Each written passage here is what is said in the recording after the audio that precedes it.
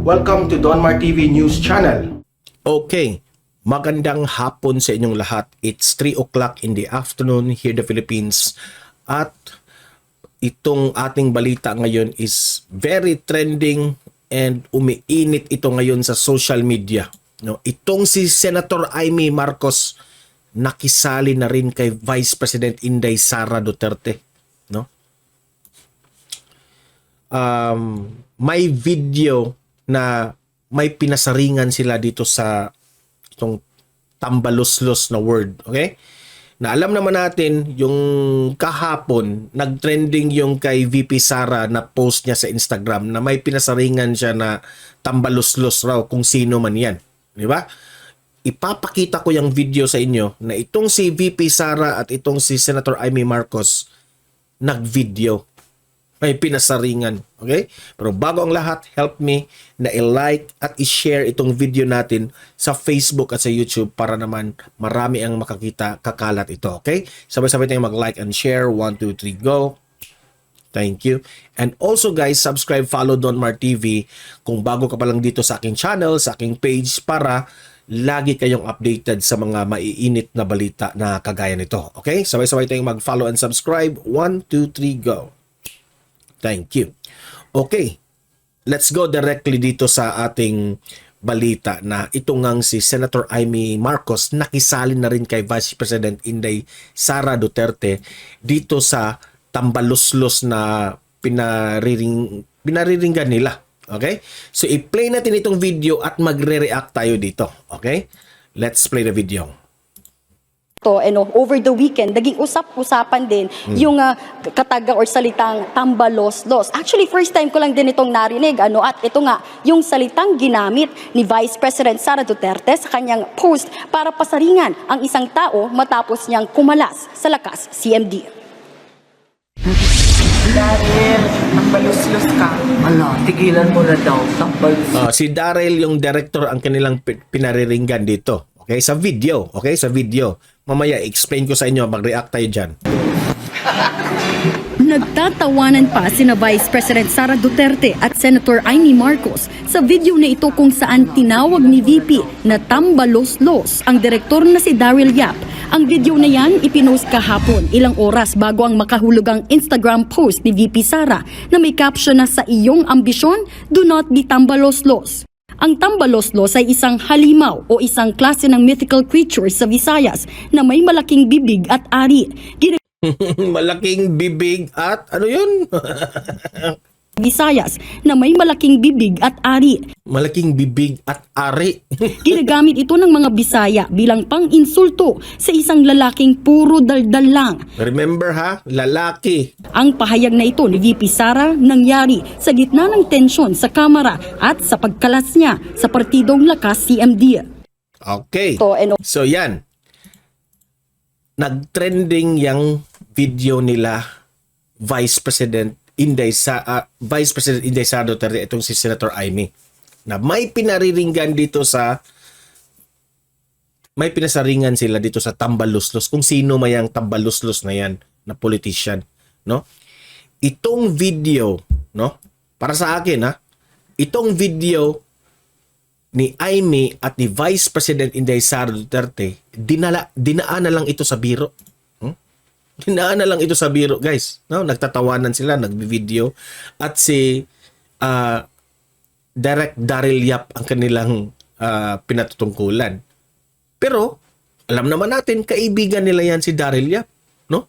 So binibiro nila si Daryl Yap, pero in the other side may pinariringgan yan sila. Very obvious, no? Pero kahit nagbibiro sila, malalim ito. Okay? Para sa akin, malalim ito. Itong interpretasyon ko dito, ha? May pinatamaan dito na isang hungry for power, no? Sa akin lang, no? Sa mga esko vloggers, no? Merong mga vloggers dyan. Alam naman natin yung mga esko vloggers na haters siya ng mga administrasyon ni PBBM. Sabi nila, no? Para daw may alitan kina Senator Amy Marcos at itong si First Lady Liza Araneta Marcos. May alitan raw itong dalawa.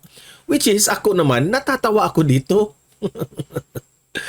Ito ay mga narrative ng mga isko vloggers na pag-awayin itong si Senator Amy Marcos at itong si First Lady Liza Araneta Marcos. Oh, yan ang kanilang narrative. Especially, not only the isko vloggers, and also this mga dilawan. Yan ang kanilang mga naratibo dito when it comes to Senator Amy at F. Eliza. Nasabi nila, si F. Eliza daw yung pinariringgan dyan. Yung tambaluslos. Kaya, it's very funny. Natatawa ako. Sabi ko, grabe ang narrative nila. Wala sa hulog. Okay? Gusto nilang pag-awayin, pagrambulin itong si Senator Amy at si First Lady Liza na mag-away-away ang mga uniteam ba? No? Para sa akin, hindi naman siguro papatol dyan si Senator Amy. No? Edukada itong taong ito, senator ito, hindi ito papatol na aawayin itong si First Lady Liza. Na alam naman natin na asawa yan ng kanyang brother. Oh? Pero, itong si Senator Amy at si Vice President Inday Sara Duterte, may tinutukoy sila dito kung sino man yung tambaluslos. Ha? Pero I'm sure, no, na hindi si First Lady Liza Araneta Marcos ang pinatutungkulan dito kay Senator Amy, yung biro-biro nilang tambaluslos, no? Itong mga isko vloggers, no, mga haters ni Presidente Bongbong Marcos, para sa akin, iyak na lang kayo. Yang narrative nyo, pati itong dilawan, ganito rin ang kanilang narrative na may alitan itong si Senator Amy at itong si First Lady Liza Araneta Marcos. Okay? Vice President Sara, kanyang pagsabi na tambaluslos, para sa akin, no, nag-warning lang itong si VP Sara.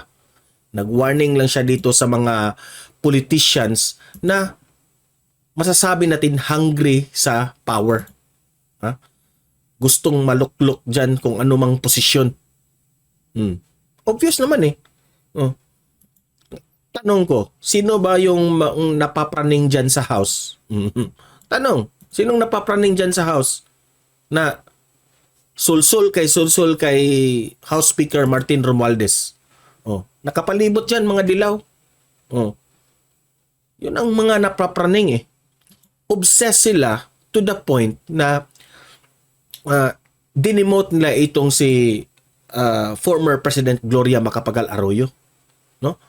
So, ang maa-advise ko lang dito sa mga karamihan dito sa aking mga audience na mga loyalista, mga DDS, no? Sa mga audience ko dito, advice ko lang sa inyo, huwag kayong kakagat dyan sa mga vloggers na pag-awayin itong uniteam, pag-awayin itong specifically Senator Amy Marcos at itong si First Lady Liza Araneta Marcos. Galing yan sa kanilang narrative na yan na may alitan raw itong si Senator Amy at si F. Eliza. Huwag kayong maniwala dyan, no? Kung maniwala kayo dyan, no? Oh, mas lalo silang maging masaya. So advice ko sa inyo, huwag kayong maniwala dyan. At yang itong mga narrative rin ng mga dilawan.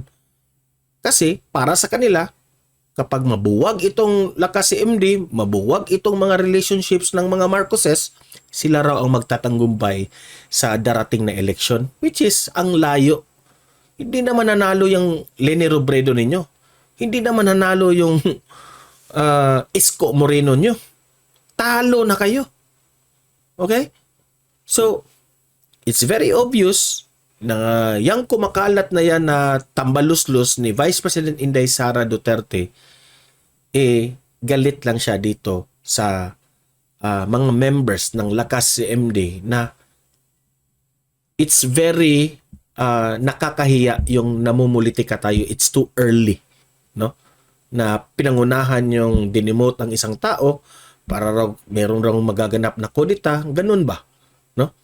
So sana naman Martin Romualdez, huwag kang maniwala sa mga dilawan na nakapalibot sa inyo.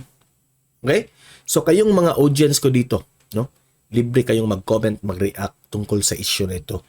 Pag-usapan natin yan sa comment section, no? Kasi ito, 3 araw na itong umiinit itong issue na ito, no? Tuwang-tuwa ngayon ang mga isko vloggers at itong mga dilawan sa nangyari niya dito. Okay? So I hope itong si VP Sara, Senator Amy Marcos at si Gloria Macapagal-Arroyo, Martin Romualdez, makarealize kayo na pinaglaruan kayo ng mga yung mga naratibo dyan na nakapalibot sa inyo na may balak. Okay? Huwag kayong padala dyan. So, i-like at i-share itong video natin sa Facebook at sa YouTube para naman kakalat ito sa taong bayan. Subscribe, follow na rin Don Mar TV para lagi kayong updated sa mga balita na kagaya nito. Okay? So guys, see you in my next video. Have a great day and God bless sa inyong lahat.